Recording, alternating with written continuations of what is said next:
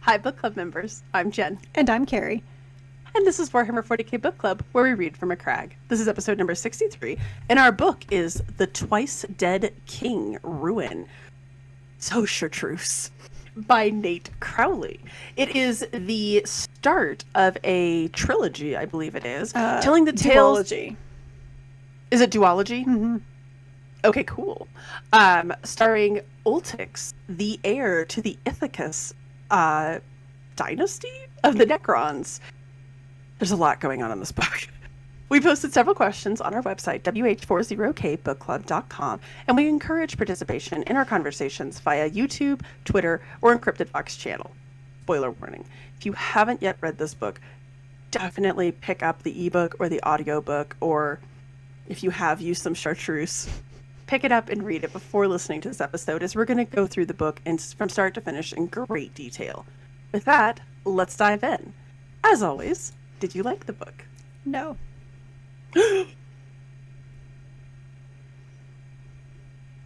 This be my book of the year. Sorry.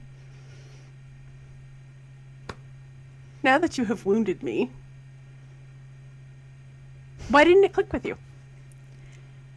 I just don't care about the Necrons. Explain yourself. I don't care about the Necrons, and this didn't make me care about them anymore. Really? Yeah, no, don't care. Don't care. In fact, I was like doing my praises when the Blood Angels landed. I was like, that's right, you wiped them all out.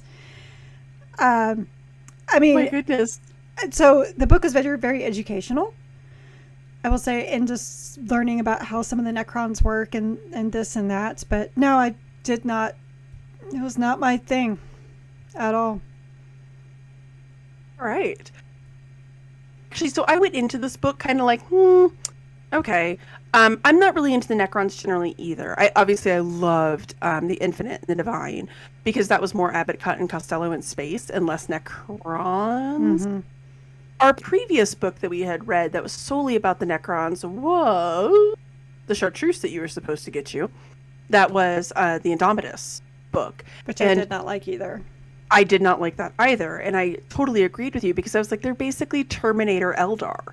I know I make a lot of Grey Gardens jokes, but that's pretty much what those Necrons and the Eldar feel like to me. They feel like hoity-toity aristocracy that have raccoons living in their ceilings, but they're still just better than you. Was never really impressed by it. And this book kind of started off that way, because Oltyx was definitely of the, like, the unclean races. But it really made me care about the Necrons. And by the end of it, I got, like, all verklempt at the end of this book. I was so sad. Really liked it. And there was a lot of stuff in here that really stood out to me. So let's talk about that really quick. What parts stood out to you? Like we said actually earlier, the fact that it was the very beginning had the dramatis Necroni. Like, well done. Well done. Little golf clap Very for that. well done.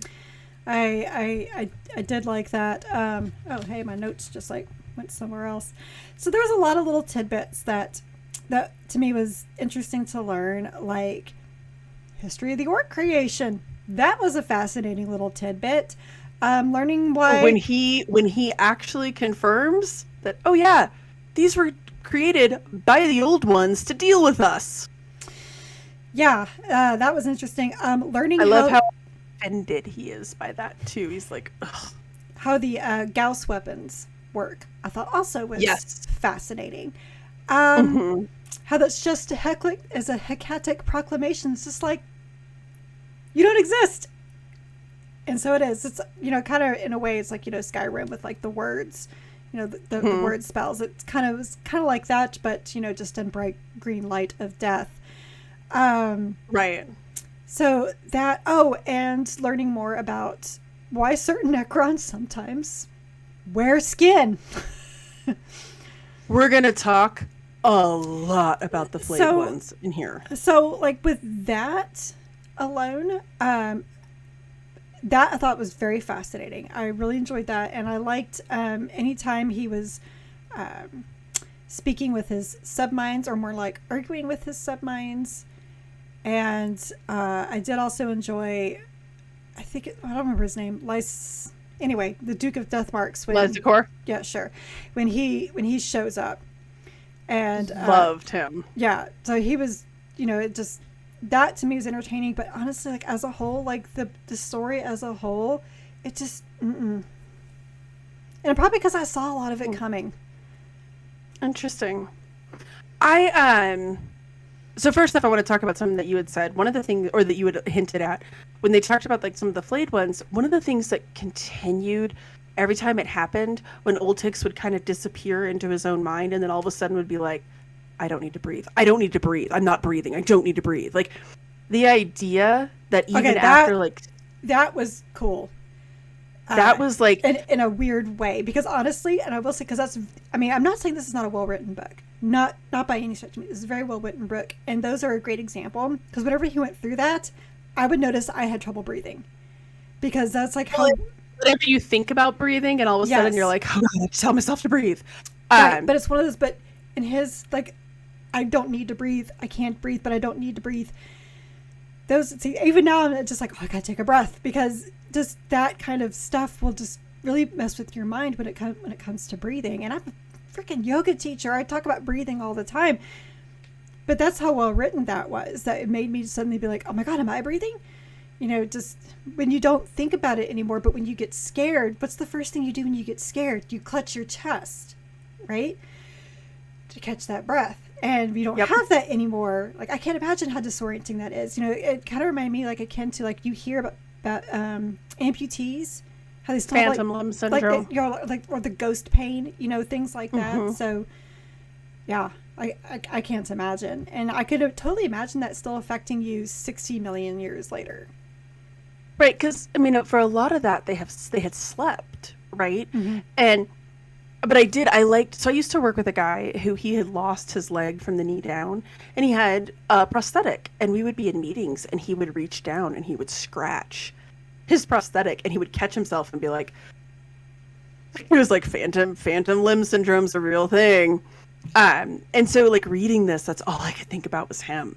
And, like, this idea that, like, every now and then, because as you said, like, when you get panicked or something, a lot of the times what you try to do is focus on your breathing, right? Like, calm down. Mm-hmm. Calm down. They don't have that. And so I imagine there'd be a lot of that. The other thing that, unlike the Eldari, and specifically the Drukhari, to use my Grey Gardens, they're living in squalor and they don't care because they still just know that they're better than you. And this is just fine, right? I did like when he would like muse about how he's like, yeah, entire dynasties just don't wake up, or they wake up and their minds have just gone. Like the idea, and when he talks about it, he's like, every person that we lose, we're not making more of them. I was like, oh my God. Because, like, you hear about, like... And I always think about... This is actually one of the reasons that I never really liked Tolkien. Because the elves are in decline, as are the dwarves, right? And, like, pretty much every fantasy story you ever read, the elves and dwarves are in decline. To be fair, he started it. Oh, no, I know that. Yeah, he's the blueprint. But what I'm saying is that it's like, just make more elves. I'm sorry you're so fatalistic that you're like, no, our time is coming to an end. Just... make more elves. Have more babies. Exactly. So, like, but yeah, if you lose a nobleman, like, I mean, obviously, like, people die all the time, but that's another member of your race you will never get back. Like, you can't replace that person. No. As your nobles, and they've already talked about how, like, the common soldiery are basically just mindless as is. So that actually made me deeply sad to listen to him basically being like, our empire is in shambles. Well, yeah, because there's no procreation. No. They but can't just make more. His whole thing about how, like, look, entire dynasties don't wake up. Entire dynasties wake up crazy. Oh, and by the way, there's this flare curse out there that we're all susceptible to. Like, just the whole idea where he's like, yeah, it sucks to be a Necron sometimes. I was like, oh man, like I hadn't even considered that before. And if you read the author's intro, he did talk about how he's like, look, and he actually said something that made me figure out why I didn't like Indomitus. Because he talked about how it's very easy to put yourself into the mind of an Imperial Guardsman or a Space Marine, because we're all about the Imperium, right? But it's harder to put yourself into the mind of a Necron. I think Indomitus was written from the point of view of a person who is definitely pro-Imperium and looks at the Necrons as this alien, this bizarre, and when I say alien, I mean like in every way that you can mean that word, this alien race, right? So they're very haughty and they seem like what humans would imagine them to be. And don't get me wrong, I'm sure there's a lot of that. We saw a lot of that in this book too. But I did like that he put himself into the shoes of what it would be like this, right? Like, yeah, your empire's crumbling. It's bonkers. You can't breathe anymore. Like, everything that you knew is gone. It's, oh man. Well, and not to mention, I did have to feel kind of bad for him. And they're like, so we go to sleep, one of the dominant races, and we wake up and all of these unclean things. I especially liked when he was looking at the Imperial ships and he's like, I remember being like that. I remember thinking that the galaxy was just owed to us. I was like, oh. That's a little bit of an uncomfortable comparison. I mean, so the thing is with that, like, I saw his point, but at the same time, I'm like, yes, and you guys are still thinking that the galaxy is all yours, even though you slept the last 6 million years. So who's more right in this situation?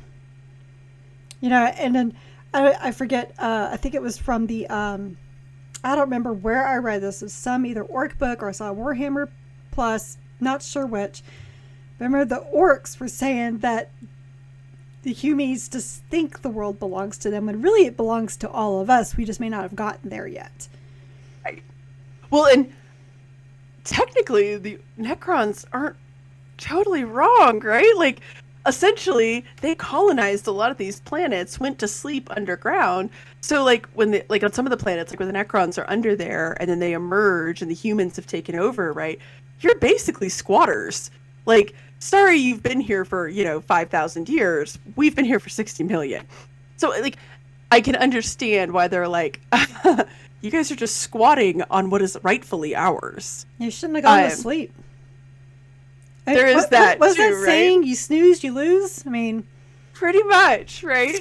But that part was kind of interesting, where he's like, ugh, they just think they own the place, and he kind of he vacillates between how arrogant, and then, I mean, shit, we were the same way. I liked that, although I did like when he was like, so their ships look like they're giant churches, kind of like our ships look like our mausoleums. Like, yeah. I mean, I liked when he was like, whew, this is uncomfortable. The other thing, my favorite quote that I wrote down on here is actually on page 80. That's what he says. Orcs, thought Oltyx, feeling pure hatred. Only they could enter the ancient tomb of a culture so mighty it had defeated gods, get massacred in the process, and then have a party. It's the scene when they're throwing around the dead lord, and he's just like... I mean, we said this before, the orcs are living their best life. The orcs are living their best life. And I think that Nate said that in the intro as well, as something very, very similar. He says, like, nobody's having a good time. Well, apart from the orcs. Right. It's my last book for the Black Library. Yeah. Yeah. That cracked me up. So let's talk a little bit, because this is the next thing that really stood out to me, kind of bridges nicely. So the two scenes with the flares that he comes up close and personal with, how they look at him, and they kind of give him that creepy smile, and just the way he describes them, especially the one that like looks at him and is kind of laughing at him and like handing him the stuff. This is so creepy. We learn a lot more about the flare curse or disease than we have before. I feel like, honestly, I didn't know this was a curse before. Again, okay, I'm clueless about everything Necron. So like, I don't even know who the old ones are. I can't tell you like any of that. No idea. Sorry. So when they talk about being cursed, so like, well, that's an interesting explanation. But that makes sense why you see some Necrons wearing skins of others and some you don't. But so I didn't know it was like well, but it sounded kind of like the Necron tier had curses of their own. Talked about the disease that they all eventually will get. So Well, I almost wonder if so that's like a carryover. kind of. So that was basically, I mean, they always talk about the sun and stuff like that. It was essentially my understanding, and this is again like a super, super simplified version. It's basically like the cancer. They all had cancer. They lived on these, they lived really close to radioactive suns. They were basically all dying of cancer, and they were all getting it. It was very much like if you've ever, like the way that I always interpreted it was if you ever saw Mad Max Fury Road, how they're constantly getting cancer in that. Similar thing. And so that was why. And now, was that in part because of the Catan or the old ones? I don't know. Um, the Catan being separate from the old ones. I figured out that much. Because they talked about the star gods giving them the means to defeat the old ones. It's like, but did they, though? So the old ones, it took me forever, by the way. I always thought that the old ones were, for years, were basically, because they're supposed to be reptilian, so I always just kind of pictured them as looking like the lizardmen or the Seraphon from the fantasy world, right? And not necessarily like the skinks and stuff like that, but like the Slan and like that guy, Mazamundi. I always kind of pictured it looking like Mazamundi. So I don't know about that one. But yeah, so the only other time we really saw the flayed ones, they kind of mentioned it in Indomitus a little bit. Like they kind of hinted at the fact that that was a thing. But the first time we really saw one in a book recently was in that Graham McNeil book. Remember when they eat the Dreadnought alive? Caiaphas Cain. Right, but we read the Graham McNeil, the Uriel Ventress book before we read Caiaphas Cain. Right, but you said the latest book. Sorry. Oh, sorry. I meant like the most recent to be published book that we read was in. Yeah, sorry. Words, sentences, read my mind. So, but in that book we saw them, but they were just kind of presented through Uriel Ventress's eyes, and they're horrific. So it was interesting. I just remembered like another place I saw them. Because you didn't read these. The Carcharodon short stories. They were in those. Oh, okay. Yeah. But again, they're presented through an imperial lens, right? Of which just what is going on? Guys coming out wearing your friend who just went down in there and came back out, and he's wearing his face. That's kind of creepy. A little creepy. Well, especially because reading this book, there's a special tragedy to it. Because, again, thinking about when he's like, I don't need to breathe, I can't breathe, I don't need to breathe, I can't breathe. You don't need sustenance either. Well, I mean, he even talked about how they're not eating it, they're just like shoving it in their faces. Exactly. So that makes it, and I think we even said that in that Graham McNeil book. They can't open their mouths. They're not eating anything. He references one of my favorite short stories and horror games ever called I Have No Mouth and I Must Scream. And because he kind of mentions, like, uses almost that exact phrasing. That whole part sounds horrific. And as much as I like to cook, not actually being able to eat just sounds awful. Like not being able to just go and get a mocha anymore. What are you going to do with your life? Well, as he put it very plainly, when he had his flashback to back when he went through the bio furnace, that was the end of his life. He was right. Yeah. It was the end of his life. Yeah. It was. You're now just a construct, basically. But it's such an ignoble way for a living creature to die. Because you're not even, like, at least the orcs are eating you and will contend, like, that they need sustenance. So, like, they're eating and then, like, this is just, it's almost spiteful. Like, I'm eating you, but I don't even need to, and I'm not even really eating you. I'm just pantomiming that I am. Every time I think I figured out the worst way to die in Warhammer 40k, a new one pops up. It's true. No. So, what's your take on it? Because he kind of mentions how Mentep is like, it's not a curse. But then Oltyx is like, no, I really do think it is. Actually, the whole thing with Mentep made me think a lot of, funny enough, the Blood Angels. and their curse. And so when the Blood Angels showed up, I was just like, well, of course it's the Blood Angels, because if anyone's going to understand this weird thing about eating flesh and all that, it's going to be the Blood Angels.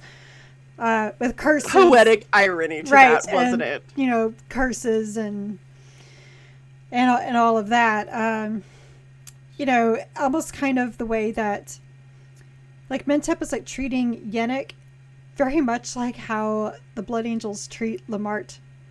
Like, they're just like, he can come in and out of it. Like, how's this going? Or even like how they treat Mephiston. But he came back, but he's something new. Like, what is this? You know, so, and he's really, really weird now, but regardless, so it kind of made me think of that. And I mean, if there's anything, I am curious what Mentep thinks that the curse is, even though he's like, it's not really a curse, but at the same time, when he sees Oltyx watching the cursed ones, you know, eating, he's like, don't, you got to stop. Like, that's how it spreads. Like, oh, it has, so I'm wondering if it's some sort of affliction, not a curse, but like you said, but the whole thing with, like, with the breathing, it's a thing with the mind. And honestly, when I first saw the flayed ones, my first thought was they missed having a body so much. That's why they're wearing the skins. That's what I've always thought. And I think there might be still something to that here. They miss being alive so much. That's why they're eating. That's why they're wearing the skins. Yeah. I had the same thought, basically, where it's like you just disappear inside of yourself and you can't handle, like, you just break. Your mind fractures because it can't handle the fact that you're not breathing. And, like, one of the big things that he doesn't talk about, but I would imagine, like, not being able to touch stuff, right? I mostly thought of it when I was... He kind of does. He mentions it one of the times where he goes kind of back into his memories and he talks about how things feel, and he realizes how he didn't realize how much he missed touching things before. I mostly thought of it because this book feels amazing. So, like, when I was holding it, reading it, it has such a good feel to it. That would make me sad. Like, if you couldn't, like, feel textured, like, oh my gosh. So that was kind of my take on it too, is that it's basically people just being like, I just can't. Well, honestly, I would probably be one of the Necrons that went mad shortly thereafter. I probably would be too. Because they even talk about how there's no women and children. You know, that they didn't really make it for one reason or the other. Well, there are female characters, but not very many. Point, but also, does it matter? Like, I kind of liked how... well, but what I mean is, like, with that one destroyer, he uses the gender-neutral pronouns with them. And I was like, that totally makes sense, because with the destroyer curse, like, the destroyer curse, like, I would imagine that I was like, oh yeah, like, at that point you're just a destroyer. Like, that guy still is a little cognitive, but not by a lot, right? So at that point, nothing, like, your identity, nothing, like, you would just very much go neutral, right? I would imagine. Well, then why not go as it instead of they? That's what I don't understand. Well, because I think there's still, like, some form of identity there. Not fully monstrous. Like, I think their buddy is probably very much like that, just mindless, because the buddy was not okay. But I think there's some form of identity there, just very neutral. With the Necrons, because, like, remember in that... Yeah, I forgot. There were some female Necrons. There are a lot of female characters in the Necrons, but does it matter? And, like, that would be... This is going to sound super weird. I can't remember which book it was that we read, which one, if it was...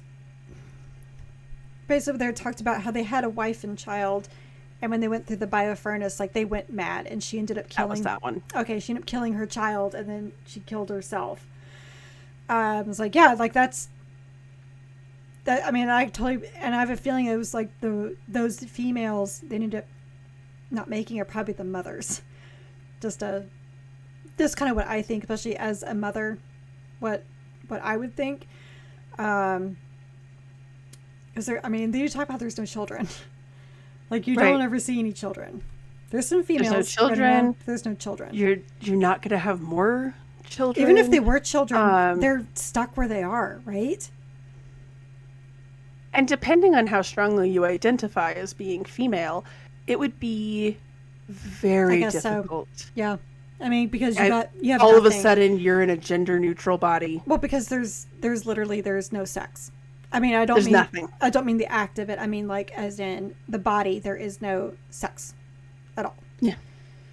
You are, as one of my friends put it at work, a robot. Was the Egyptian? They call them the Egyptian robot zombies. Essentially, what they are. Pretty much. I mean, that's basically what you are. So depending on how, and I would imagine you would also see this for men too, like depending on how strongly you identify as male, what makes you a woman or what makes you a male is gone. Right. So depending on how strongly, so like one of the things, a really good friend of mine years and years and years ago, she had this beautiful long hair and she was going through a rough patch and she shaved her head and she said, like, she did it like on a Friday night and she was like, I'm so glad I didn't do it during the week, because she's like, I wouldn't have been able to come to work, because she said she was like so much of a, it's like, as a very feminine woman, she was like, so much of your identity is wrapped up in like women having long hair, that she was like, it like broke her for a couple days, and then she was like, nah, I'm fine now. But she was like, oh my god, like I'm not even a woman anymore. Like it's just like weird stuff like that I would imagine, especially with the Necrons. This like really made me think, and I guess that's what, like, I don't still, like, I'm not like, oh yeah, Team Necron. But it really did make me think a lot more about what a miserable existence this has to be. No wonder they're all pissy and grumpy. Yeah, well, their lives suck. Is it really an existence? I mean, like, and also, like, with this character, it made me think more about this character when he talked about his wife, right? Like, can you imagine not being able to, like, hug your spouse again? And feel yourself hugging them, like that feeling of safety that you get when you hug another person. Like, do you imagine? Like, let's keep sex totally off the table for a second. Like, that would also be really super weird if you're just like, well, that was the last time I ever had sex. Like, just so many things about the human experience that are now just with an Necron experience. I'm assuming since they were creatures of flesh and blood that they're very similar, right? I've always imagined the Necron to be very like pre-human. Yeah, very much so. I did like how prim and proper their culture was, though. When he talks about, like, when he touches the filth, and he's like, oh my god, this was, like, taboo. Even in the times of flesh, this would have been so taboo. And he talks about how his subminds doctrinal is like, what are you doing? What are you doing? What are you doing? I really liked how oddly prim they were, and like how he said, like, what at one point they used the euphemism for euphemism for excrement, and he was like clutching his pearls, like Godwin's analogy, like, said that, and they're all like, you know, like, mind your language, and it's like, how dare you, and oh my god, like I totally imagine one of them, probably doctrinal, is going, oh, just like passing out, you know, just right, the vapors, but. At the same time, though, yes, they're so prim and proper, but they've lost the big picture. Like, yeah, I'm gonna bring up Mass Effect again. Like Morden, he's saying, I was too busy looking at the big picture. Big picture made up of little pictures. Little pictures bring in too many variables. And that's kind of filled with the Necrons. They're too busy looking at the big picture, that looking at the whole at the same time. Mm-hmm. Oh, no, very, very much so. I would agree. I mean, take case in point, when he runs into, I can't never pronounce his brother's name, but... Joseris. Joseris, sure, that sounds good. Joseris, and he's cleaning his immortals with the dust, and he's like, how much dust are you getting kneeling on the ground? And you could tell that it never even occurred to him. Again, looking at the big picture and not all the little pictures that make up the big picture. Let's talk a little bit about Oltyx. How did you feel about him as... Let's start with just how did you feel about him as a person or as a character? A brat. He kind of was, right? And he definitely grows. I loved his character arc there at the end. I thought that was really great. But, like, I thought you could really see the growth of him. But yeah, he was kind of an entitled... But it took him being beaten down broken to pieces, and having nothing to do but to go back in the memories and see that he remembered things wrong. That broke my heart, because we always talk about that. Like, you see a lot of books about that, right? Where it's like, ugh, I hated this person. This person was so awful to me. But then when he actually goes back, he's like, oh, no, God, my bitterness and hatred. And I do like when he's like, this is not, like, I think about this guy every day. And one of his subminds is like, that's why your memories are so corrupt, because you think of them every day. See, I saw that coming like 10 miles away. I knew the way he kept obsessing over Joseris. I'm like, okay, this is not how he remembers it. Joseris was actually a good guy and was actually protecting him. Oh, he figured it out. Okay, bravo. Okay, we move on. Like, right, but I don't like when I can predict stuff. Like, as soon as I can predict stuff, I'm out. And it doesn't matter like how heartbreaking it is. Like, for me, like, yeah, you can predict it coming, but it's not really. It's more of like like, you can tell that that's coming, but it's just the way that it unfolded was so nice. And I didn't do anything. No, well, because again, I think it's because his character was such a brat and a butthead. I kind of expected him at the end to still be petulant about it. So the fact that he, like, as soon as he sees his brother, he's like, oh. And as soon as his brother is like, you could have reached out in all of this time. You could have reached out to me. Like, I understood. Well, as soon as his brother said that, I was like, okay, so what I was thinking was right. Right. But I liked that it forced him to be like, yes, I could have.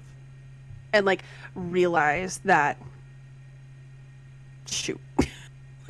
I was kind of being petulant, because we've seen plenty of stories that go the opposite way, right? Where it's like, actually, this wasn't the way that you remembered it, and I don't care. I'm still justified. The fact that he had to actually take a step back and be like, damn it. That made me sad, but it also made me, like, happy for him. I guess that was, like, the other emotion that I was like, oh, you can grow as a character. And you can, yes, you started off as this petulant meh, but you do have, there's actual character growth here, which is ironic given that they're Necrons and basically will never change. Right, because they're, again, a dying race. What did you think of him as a leader? Who? Oltyx? Oltyx. Do you think he'll be a good king? Dynast, whatever they call him. I mean, I think he will, just because, I mean, he had the vision, obviously, way back when, that his father, whatever he is, was being led astray, most likely by his vizier. Was we see this like all the time, where sometimes it's like the son is so eager for the throne, he wants to kill his father, but in this case, no, he saw his father was going nuts and was leading them in a bad place, so he was going to take action. And the fact that he was like, no, I'm willing to die for this. Like, I will die over killing him, because then it means that our dynasty will persevere and move on. So just for that alone, I could see him being a good ruler, but only, what has he got to rule now, right? He's got nothing. He's got no planet. He's got no people. This ragtag, and we'll talk a little bit more about that later, because Okay, like, it reminded me. Where do we go? So there was a movie like many years ago that was kind of like a sort of a documentary about what happened with Letterman and Jay Leno and the Tonight Show when Johnny Carson left. And when Leno was failing at first, NBC came back and offered the job to Letterman, and Letterman actually went and called Johnny Carson and was like, I don't know if I should even take this or not, because I'm doing pretty well over at CBS. And Carson said, look, they're offering you a failed product. Like, now they're offering it to you when you should have had it back then. Now they're offering you a failed product. Well, that's how I feel about this. You're king now of a failed product. Right. And there's a big... there's a big question mark, right? About, okay, so you've now, as he says, I mean, you're now the king of ruin, basically. Like, Right. your dynasty is not what it was. Your dynasty is It's now not even a dynasty. It's not even. You've got this ragtag group. This isn't even a case of Thor Ragnarok. If Asgard's not a place, it's a people. You got no people. You got no people. You got no place. You got no people. I mean, so really quickly, let's talk about the people with whom he has surrounded himself. So let's talk about Mentep. Is that guy on the level or no? Mentep's like the best character in the entire book. You only say that because he's Necron Belisarius Call. Oh, Definitely. Now, okay, well, now I hate him. No, I mean, don't. He's the only one that had anything interesting. He's the only one that had, like, an interesting personality. Everybody else is so boring and they're flat. I mean, yes, Oltyx changed and he grew, but he's still a flat character to me. So, like, one of the things that stuck out to me was, and here's the thing that I'm really waffling with Mentep. On one hand, you learn about him giving him the subminds, right? And when he forces Oltyx to admit why he wants these subminds, and which also made me kind of sad when he's like, I'm just lonely and I miss my brother. Like, okay, so now I'll give you these subminds. And that was kind of a nice moment, right? But the biggest red flag to me is, first off, when he goes back to Antikef and he's talking to his brother, and his brother's like, whoa, wait. I cannot remember what he calls them, like the carbonite. It's an element. It's like a sister element to uranium. It is highly carcinogenic and radioactive. So if you're calling somebody that, probably not the best thing, right? And the Vizier called him the Psychomancer. Yes, the Vizier is like, oh my god. So this guy is known off of their planet, right? Off of Set. Now, when his brother Joseris is like, wait, what's Mentep doing there? But then later he reveals, I've read every single report you've sent. And Oltyx is like, huh. So Mentep's been removing himself from my reports. That's interesting. Like, yes, that is very interesting, isn't it? He's toying with information. And Zot, who's amazing, by the way, but clearly, like, I was getting serious call inferior vibes off of that thing. When it chirps at him and he translates it to Oltyx, and Oltyx is like, that's a very complicated thought for a pet. And Mentep's like, yes, it is. Actually, Mentep reminded me a lot of Morden from Mass Effect. Just very eccentric, very brilliant, has his own plans for things. Yeah. He reminded me a little more of Belisarius, only because they constantly mentioned how he had some pretty unorthodox ideas. And, like, when he talks about how, like, he's like, it's not a curse, right? And he's like, I don't know that I would say that out loud, dude. I love him, and I love him as a character, and I can't wait for the next book because of him, because I'm like, there's something... That's actually the only reason why I'm even looking forward to, like, another book is Mentep and what he unveils or discovers or whatever. Right. Yeah, he's an interesting character, and I like him. But so he's got Mentep, who's little Belisarian collie. He's got Ormoridini, which also good person to have on your side, but potentially not too. Mm-hmm. Then you have Yenneck, who... Poor Yenneck. Alas, poor Yenneck. Alas, poor Yenneck, indeed. I barely knew him. I was so heartbroken when he's like, I've been, like, hiding this from you for, like, 10 years. He's Lamart. I'm fine. He basically is. Mm-hmm. And you're not wrong. It is very Blood Angel-y, where he's like... I mean... It reminded me of... Go look up Lamart's face mask, all right? Just saying. It reminded me of that meme that you and I really like with the Blood Angels. What do you see? I don't see Horus! Excellent. kind of reminded me of that, right? Like, are you good? I'm totally good. I don't want to eat these people alive right now. Like, okay, good. We're awesome. I did like, though, that as soon as, and this is one of those things, too, that for him, I was like, ooh, that's an interesting concept. Once he comes to bust his friend out of Hawk, as he's like talking to him and stuff on the ship, he's like, oh, wait, this is my old friend. This is the guy I remember.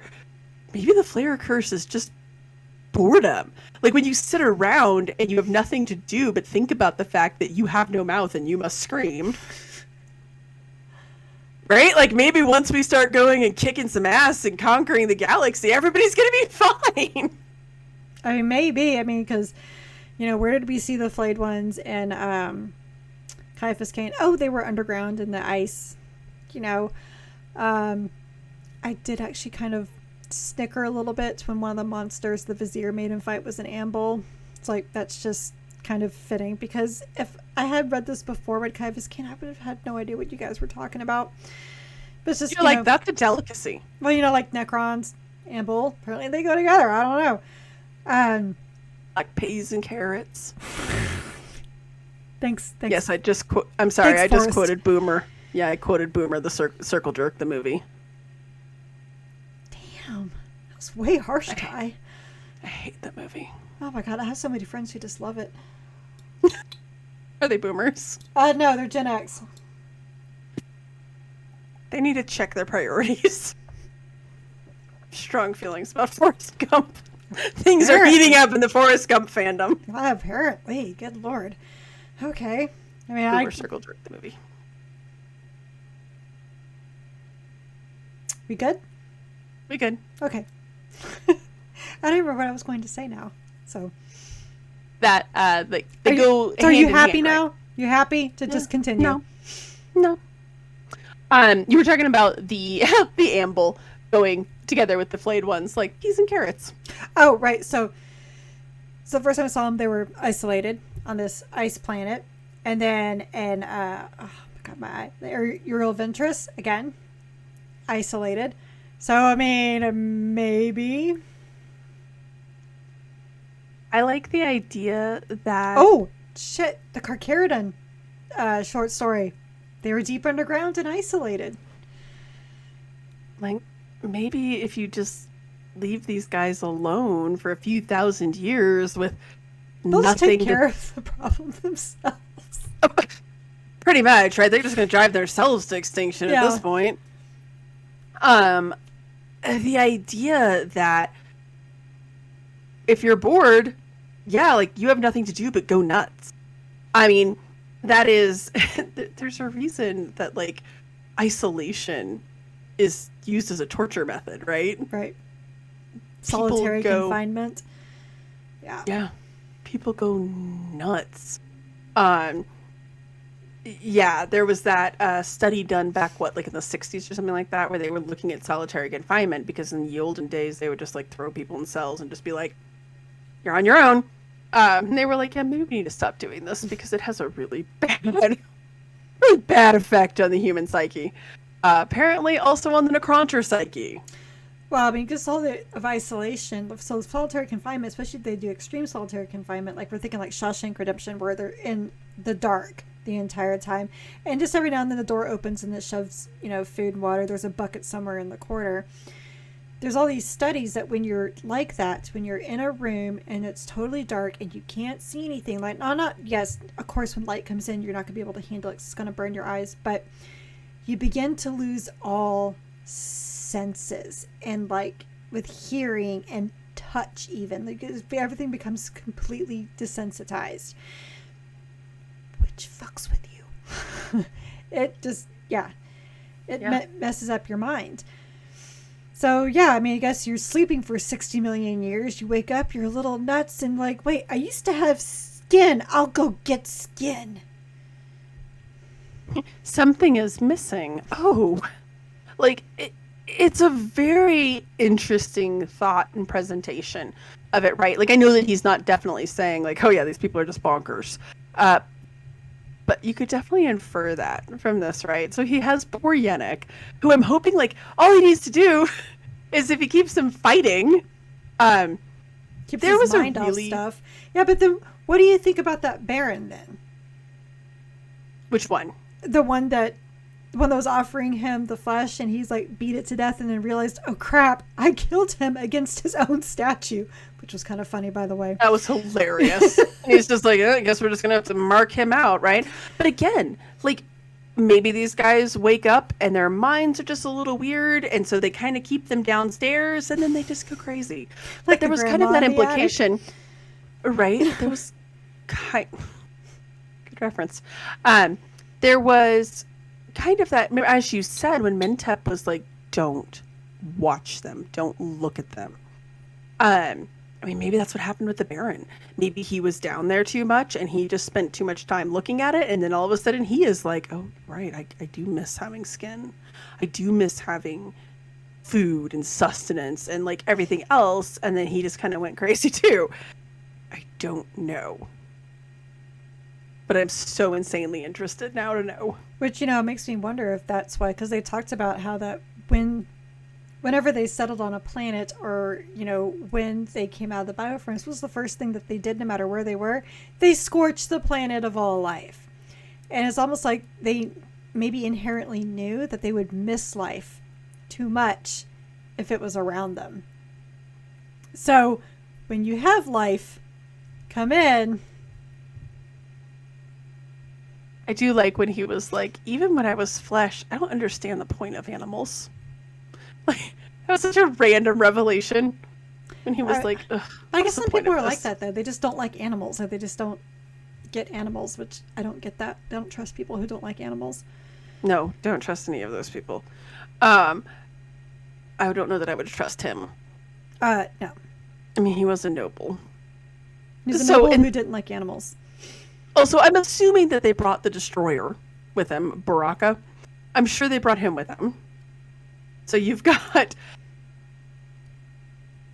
have Mentep, not entirely on the level. Yennek, definitely losing his mind. You have the one lord who I thought was funny when he was like, we have the stones! And he's like... Oh my god. They're like...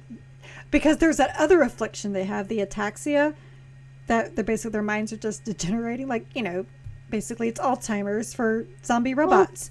Yeah. Yeah. That was funny. That was so funny when he was like, in a lot of ways, he'll always have them. And no one, not even Baraka, will take them from him. Which I thought was so funny that even that guy, even that person who had, was a destroyer, right? Who was clearly, even that person would not have been like, you don't have those stupid stones, dude. But so he has, Oltyx has, this cadre of lords who are barely functioning. He's got a destroyer who... Okay, the destroyers in and of themselves are what you might call unstable. Well, I mean, think about the Officio Assassinorum that are the destroyers, the Nemesaurs. Basically, yes. And they're super stable. Oh, super. They're a happy bunch. Super happy. Merry bunch, as Mentep calls them. Yes. And he's just like, oh, you're merry group. And Baraka's like, oh, you think we're merry? Right. And I do like when Oltyx is like, oh, damn. Like, oh, snap. Did he actually just... Oh, and let's not forget he has a scarab who is populated by his subminds. Which, by the way, is amazing. Yeah. I want a sentient scarab that flies around and follows me. Right, so that was the other part I liked, was in the arena. How he's pretending not to have been improving, like a well-placed stumble. Oh, look, I accidentally... I was like, you know what, I actually would like to actually see this animated. That would be kind of funny. And when he kills the Amble... He's like, oh, crap. He's like, oh, okay, maybe I should have taken a little easier there. Well, and I just liked the whole idea that the subminds were talking to him, but they were using the blinking code to be like, oh, this is this, do this, this, this, and this. And he's like, oh, okay. Morse code, basically. Basically, yeah. Or the Aldous lamp. Basically what they're doing. It just... They didn't have flags, so it couldn't be semaphore. Right. It's just the idea that it was that subminds. I liked the idea that the subminds started off as like this kind of like nagging, informative thing, but now kind of like grew to be a friend, counselor, advisor. But the implication there is that this is definitely AI. Like it's approaching AI, yeah. Right? Well, you could argue that the Necrons are AI of sorts. They just started from humans. I mean, I'm gonna go to a Halo reference now. I'm just gonna go all my video game universes, but like the AIs that they have in Halo, like my favorite AI, Cortana, and press X to insert her. Mm-hmm. So, and all the others, they were all created from brains. So that's why they had the personalities that they had. And that's kind of how I see the Necrons in many, many ways. They're not... Well, he kind of says that. Yeah. Is that they're... In the author's introduction, he basically says, like, is this actually Oltyx? Or is this a machine that has Oltyx's memories and personality and then has grown into something else? Right? Like, where is that? It's not quite artificial intelligence. No, I mean, but if you're going to go into like the whole artificial intelligence thing about if you're going to go to the unshackled AIs where they're able to learn and grow and develop, then yes, he's definitely an AI, but he's an AI made from Oltyx's brain, much like the AIs in Halo. Right. It's a weird concept, right? Like, and I kind of wrestled with that too, because first off, when he went back to his day of biotransference and he talks about just the inches of ash, the corpse ash from going into the furnaces. And I really do struggle with that right now. Obviously the Catan are kind of like gods and they kind of moved their brains into there. So I'm willing to say, no, I wouldn't have gone through just for the word furnace. Yeah, miss me with that. I'm trying to figure out like what poor people you put through that to figure out if it was working or not. But like I'm willing to say like there's magic involved, but when it comes to the Necrons, but his subminds for sure are definitely AIs that took on a lot of his aspects of his personality, but definitely have their own cognition. Right. And now they're in a scarab. So where do they go from here? Him and his ragtag island of misfit toys. I don't know. Gonna go find another planet? I don't know. And I mean, they've established that the humans are definitely an issue. To be fair, this book could have totally ended right here, and it's fine. Maybe, but because I enjoyed the book so much, I want to know what happens next. Like, where do you go from here? You've established that the humans are basically applying pressure. Your dynasty's in no position to deal with them. I mean, you can hurt them. They're gonna go find another dynasty? I guess. Like, go find another dynasty, cozy up to them. Do you just start killing the humans and fighting them in the name of your dynasty to see if other people come to join? Like, where go? That makes you no better than the orcs at that point, doesn't it? Good question. I mean, valid question there. Like, at what point do you just become I gotta keep my guys sane, so we're just gonna go kill some people. Hey, maybe that's why the orcs go crumpin'. Otherwise they go nuts. Right? I'm not sure they really ever had a lot on the ball. Wow. Right. I don't know. And I don't know what... I don't know. But I'm really curious, and I can't wait to see where it goes from here. Like, I'm really excited for a sequel to this. Because I really enjoyed it. But it's a weird group, and I can already see, like, I want to know what's going on with Mentep, but I can already see some issues there. You can see this issue of Yenneck. If he ends up having to Lenny Yenneck, I'm going to be very, very sad. Lenny. Tell me about the rabbits, George. I was going to say he's going to tell him about the rabbits. Mm-hmm. Or whatever Necronter type vermin that they had. Tell me about the orcs, George. Tell me about the orcs, Oltyx. Okay. Don't you dare. What?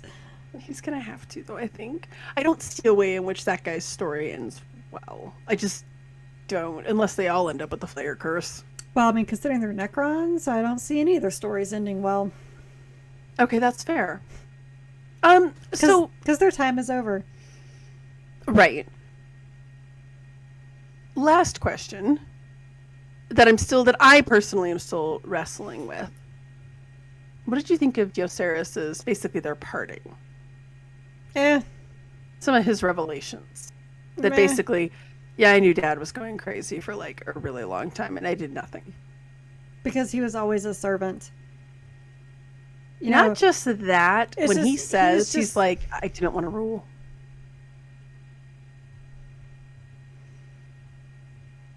I mean, I was like, okay, so because of that, and because you're refusing to not serve, you won't do anything about it. I mean, I'm not a big fan of inaction to begin with.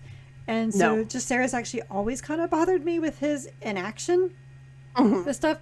It's so funny because he would act and then there's certain things he would like totally act on and other things he'd be like, no, we have to serve. It's like, so you pushed your father into letting you take Oltyx with you to this great war. That's not serving him. That's going up against him, what he's saying.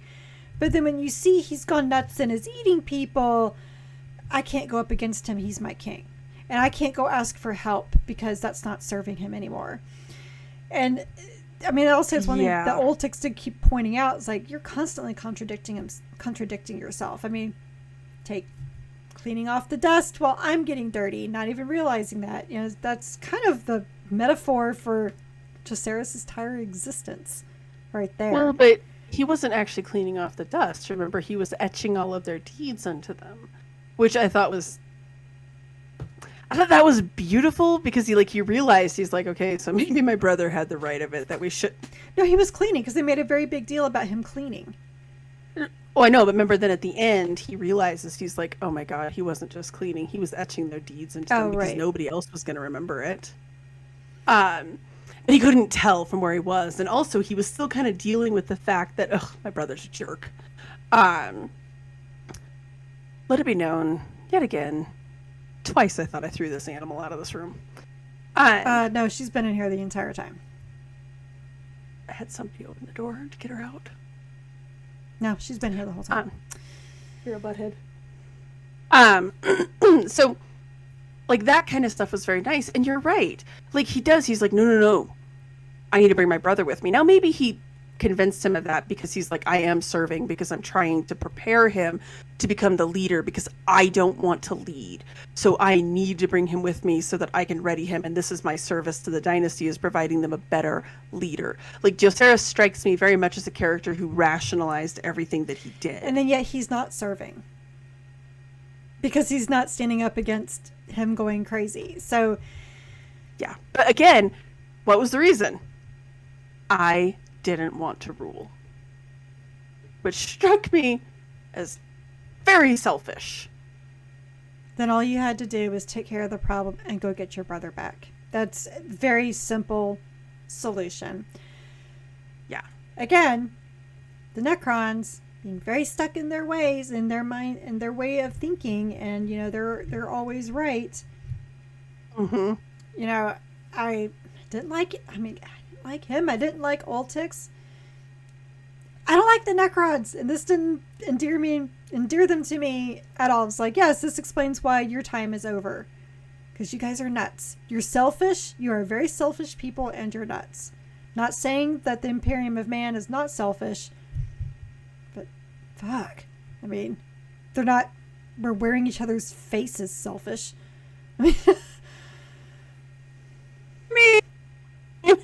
I mean, okay, so the Corn all right, I can't speak for the corn people, but we all know that, that's not the Imperium of Man. That's nuts. It is nuts. Although I would say I can't see anyone in corn actually wearing somebody else's face, because they kind of like their own face. They do like their own faces. I don't know. I'm so torn on how I feel about his brother. I feel like ultimately I was kind of glad that he died. I was sad when he did. I knew he was going to. Well, of course you knew that he was going to. He had to. Well, yeah. I mean, and the only reason why let's be real, he had to. Well, right. The only reason why I knew Oltyx wasn't going to die is because I knew there was a sequel. Well, right. That's the only reason. Otherwise, like, I could totally see everybody dying. Right. They're all going down with the ship, the planet, the dynasty, whatever you want to say. Yes, very much so. And just from the narrative structure, you knew that his brother was going to die, but it was sad when he kind of has the realization, because again, this once proud, bitter, petulant character to suddenly be like, oh man, like I lost my father, I lost my brother, I lost everything in a day, right? Like now I have to grow up. I have to step into this role. I have to be this person. I did like when the King's Guard basically looks at him and is like, are you going to take care of this? He's just like, yes, I am. I guess the sad thing is that he didn't have his father. He didn't have his brother this whole time. And instead, he decided to go sit in a corner and pout instead of growing up. Pretty much.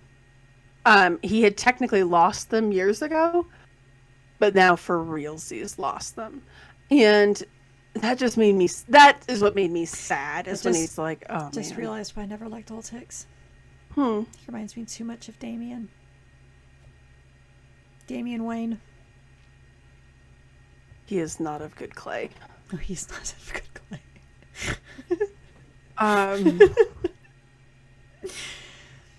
I didn't get that vibe from him, but I did get, I could understand why you would have. I definitely can see the comparison. Not the one that I went with, but definitely can see it. I just hate Damian Wayne, so I refuse to go there. I will be interested. I will say for the second book, I'm excited for it, but I will be sad if we have to go through the same arc again. Where, like, now that he's off and he's the king, that he's like, ugh, sucks. My empire is dead. What am I supposed to rule here? I don't know what to do. Like, I'm going to be a little upset. We have seen that before with series in the Black Library. Where a character reverts back to how this happens a lot, and I shouldn't say this in the Black Library, just within the Black Library. This happens in movies and in books all the time, where you're like, oh, we're back to square one in the sequel. I hope that we get to see that continued growth. I hope we get answers on Mentep. I have a lot of hopes for the other book, but I greatly enjoyed it. It definitely, I think because it surprised me. Again, I went in not giving a crap about the Necrons, really. I actually kind of described this as the serious version of Infinite and the Divine, because ultimately, similar to that was a tale of two friends, or two frenemies. Two frenemies. This was a tale of two brothers, right? Mm-hmm. With this Shakespearean in magnitude power struggle. Yeah, I think one of the reasons why I liked Infinite and Divine is because it didn't really even feel like a Necron story. No. The fact that they were immortal and that they could try, that they basically spent 10,000 years jacking with this one planet. I mean, that's the only Necron-y thing about it. But they both had, like, real personalities as well and their own quirks. And this just felt like, yeah, this is a lot like, the other Indomitus books. Like, yes, the Necrons have no personality. They're predictable and they're boring. Oh, I disagree. Again, he was very petulant. So in the beginning half of the book, I didn't really connect with him there.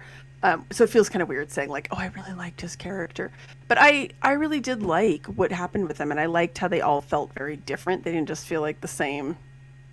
He didn't feel like an Orican or a Trazyn no knockoff. I don't think anybody could come come close because That's fair. I did kind of giggle because they always made jokes about them both, just because how eccentric they are and they're just kind of their own things, which is great. And I want them to be their own things. I don't want them to be like, oh, we're just like Trazen or we're just like Orican and this and this and this ways. All this book did was just drive home to me that the Infinite Divine was an outlier, and I do not like the Necrons. They just don't interest me. As the person who finds the Blood Angels really boring and uninteresting, I can totally feel that. Mm-hmm. Like, I feel like, and that's one thing that I really like about the Warhammer 40k universe, is that some factions just don't click with you. Yeah. And other factions really do. I'm really shocked that the Necrons are clicking with me. Like, super. I'm not. These ones did not. These ones do. I'm not shocked at all. Really? Yeah. You like... Explain yourself. Okay. Very easily. You go for the robot AI types. You just do. Fair. That's fair. I can't really argue that. Yeah. So when you even said you're like, I'm not, it's like, Necrons, I'm not looking forward to it. I was like, whatever, you're lying to yourself now. No, the Necron, again, I think because the most recent book that we dealt with them as the main characters was Indomitus. Man, in that book, just so many things wrong with that book that I don't feel are entirely the author's fault with it. No, agreed. I mean, yes, I'm running to Gav Thorpe's defense, but, you know, at the same time, like, I want to make myself clear, like, I'm not hating on Nate Crowley. I think he wrote a very good book. It just didn't hit with me because I just don't care about the Necrons. The same way, like, totally fair. Like Darkness in the Blood, like, that didn't hit with Jen because she doesn't care about the Dark Angels. No, I hated that book. You know, one of those things. But yeah, and that's one of the things that I really like that about the Warhammer 40k universe is that there's something for everyone. Right. Right. This faction doesn't click with you. There's literally something for everyone. Like, some people love the Harlequins. They're not my friends. I mean, to be real. I mean, kind of fair. And so what makes this somewhat interesting? Like, Gabe was watching Pokemon Sun and Moon, and there's a Harlequin-esque Pokemon in there. I was like, that is not okay. Like, that is not okay. What is that? I don't know their names. I never played Sun and Moon, so I don't know. I don't know. So I didn't either. But now I'm insanely interested to know which one this is, because I will just refer to it as the Space Elf Pokemon. I will find out for you. Space Elf Theater Nerd? I will find out for you and let you know. The Harlequins are. So hopefully our next book will not have any Harlequins in it, as we finally get to the epic conclusion of the Yarnhammer pack with the reason why we were reading about the Yarnhammer pack in the first place. This book right here. Whoops. Whoopsie. Actually, really funny. Are your pages blue? They're gray. It's amazing. Nice. A really awesome person got me the special edition. I absolutely love this book with the cloth, mostly the cloth cover, but it's foiled, and then it has the leather and the gray. If you listen to this podcast for any amount of time, you know I'm a sucker for colored pages. Yeah, it doesn't matter what color it is. No, I just love it, especially if it's thematic. Like, we could be reading an Emperor's Children book, and if the pages are pink, you should be like, this is cool. Pink. Like, this is amazing. It's awesome. Especially if the cover was purple. Like, the more garish that they made the book, it'd be amazing. But, so, kind of funny story. I did see that Chris Raitt actually did tag something about this on Twitter, where he was like, look, if you're wanting to read the rest of the saga, it's kind of hard to find the first two books or any indication that it's a trilogy on the Black Library site. So he had actually provided the direct links to the first two books. So, okay, we missed that this was a trilogy. Whoops. It seems like it's not entirely our fault. I'm going to go with not entirely our fault. First off, the other two books were older. It's been a really long time since not only that, but the Black Yarnhammer. Library would usually be pretty good about when they announce how, like, something like this, they would actually have 3 of 3, something like that, especially in the pre-order, or at least in the description somewhere. But there was like nothing like that. No. And it wasn't until actually I was preparing the book on our website, I saw on Goodreads 3 of 3. I was like, what do you mean 3 of 3? That was the only reason that we caught it, you guys. Goodreads. Thank you, Goodreads. Yeah. Thank you, Goodreads. Because we were going to enter it into the the website. Yeah. No, we were not. Yeah. That was an emergency brake pull. Whoops. Whoopsie. The really funny thing about this is, though, or the additionally funny thing, is that so we're going to end up reading this, and then hopefully by the time we finish this, Wolf Time by Gav Thorpe will be here, so we're going to get all the Space Wolves. It's all like of them. Literally all of the Space Wolves. So I'm really excited for this, because I think after the second book we had a lot of questions, or as Keri would say, questions. Yes, and I heard that they're all answered in here. So if they're not all answered, I'm coming for you guys. Pretty much, yeah. I mean, pretty much. I'm gonna need answers, or at least a coffee. I'm from Texas, so I'll do it. I'm from Colorado, so just like send me coffee, and I'll forgive you. It's true. She's much easier to buy off than I am. I am. Like, I'm really pissed off about something, and someone's like, "Can I just buy you a coffee?" And I'm like, "Water under the bridge." It's all good. Pretty much. No idea why we were fighting in the first place. Pretty much. Like, whatever. This coffee's delicious.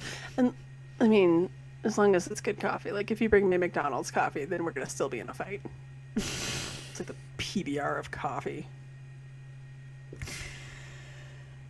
It's so funny is that I know so many people who like PBR unironically. My husband, for his money, McDonald's is the best coffee that you can get. Now, that's a step above my father, who for his money, Folgers Crystals are still the best coffee that you can buy. Oh, okay. With powdered coffee mate. Powdered coffee mate. He won't even get like the liquid creamer? Okay. No. He will during the holidays, because, you get your fruity flavors. But, okay. No. Ah, well.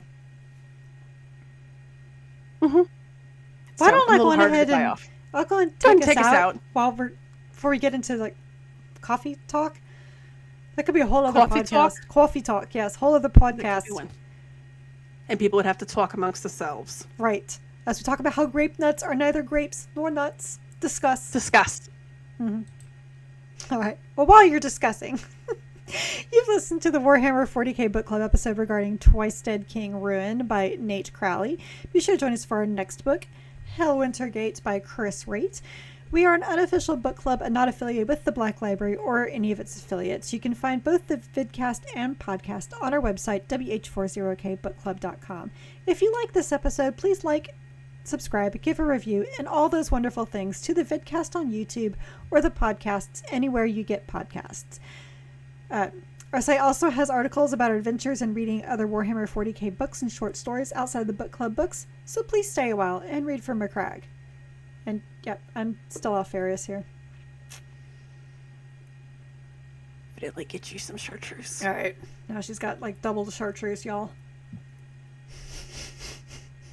I'm gonna have a chartreuse shelf by the end of this. And that would be kind of funny, actually. Second one better get a special edition, because I will have a chartreuse shelf. You will have a chartreuse shelf. It'll actually be kind of amazing. It'll glow in the dark. We can see it from space. Just the way the Necrons would like it. I will have like a little label on it. The chartreuse shelf. All right, good night. I have a vinyl cutter, y'all. Good night.